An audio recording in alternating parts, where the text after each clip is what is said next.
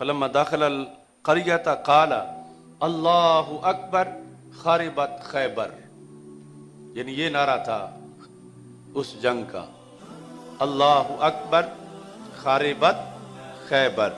हम वज़न लफ्ज़ बोलने से फिर एक जोश जज्बा पैदा होता है, इस बुनियाद पर यानी ये उस वक़्त नारा लगाया गया, अल्लाहु अकबर ख़रिबत खैबर।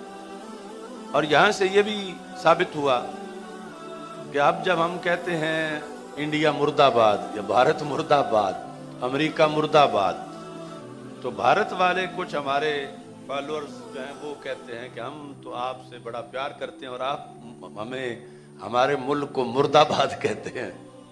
उसका भी यहाँ जवाब है, ख़रिबत खैबर, खैबर मुर्दाबाद। तो अब खैबर को मुर्दाबाद कहा गया खैबर पर जिनकी हुकूमत थी उनके लिहाज से, खैबर का निज़ाम जो चला रहे थे, खैबर पर जो कंट्रोल कर रहे थे।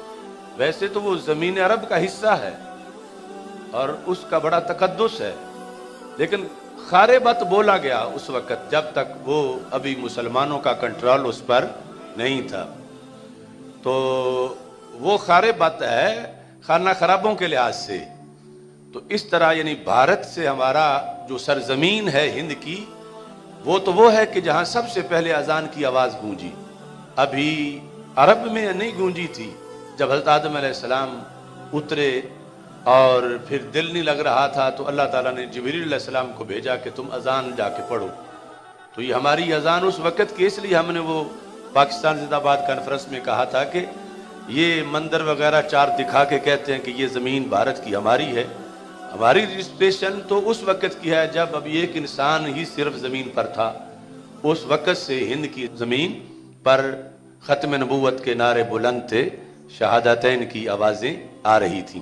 तो हमारा मुर्दाबाद कहना उसको ये ख़रिबत खैबर पर क्यास है कि खैबर की सरजमीन प्यारी भी थी और फिर उसके लिहाज से अरब की ज़मीन का एक हिस्सा था, तो तकद्दुस था उसका। लेकिन ख़रिबत था इस लिहाज से जिस तरह के इंसान को अपना बदन बड़ा प्यारा होता है, मगर जब फोड़ा ऑपरेशन के बगैर ना सही हो तो फिर काटना पड़ता है। तो इस बुनियाद पर हमला भी हुआ और जो निज़ाम था उसको अपने कब्ज़े में लिया गया। तो इस लिहाज से यानी हमारा भी सरजमीन हिंद से प्यार है, और इसलिए प्यार है कि वहाँ यानी ये ज़मीन हिंद, इसका जिक्र खुद रसूल पाक सल्लल्लाहु अलैहि वसल्लम ने किया।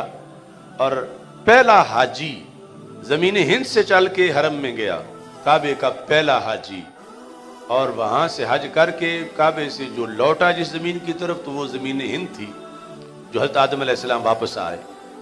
तो इस जिहत से और फिर जितने औलिया किराम वहाँ पे रौनक अफरोज़ हैं, तो हम इस निस्बत से मुर्दाबाद नहीं कहते, हम मुर्दाबाद उस निज़ाम और उस हुकूमत को कहते हैं कि जिसमें बाबरी मस्जिद को शहीद कर दिया जाता है, जिसमें रोज़ाना मुसलमानों को शहीद किया जा रहा है, दीनी अहकाम पे पाबंदी लगाई जा रही है। तो इस वास्ते हिंदुस्तान के मुसलमान ये चीज़ ज़हन में रखें कि हमारा दीन जिस तरह हमारी रहनुमाई करता है उसके मुताबिक हम नारे भी लगाते हैं।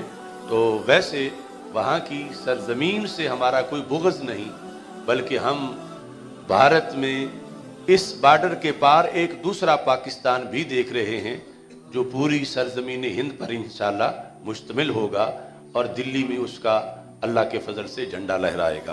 तो अब रसूल पाक सल्लल्लाहु अलैहि वसल्लम जैसी शख्सियत जो रहमत है सारे जहानों की, तो खैबर के लिए भी रहमत है, जो अमन है सारी कायनात का, तो खैबर के लिए भी अमन है।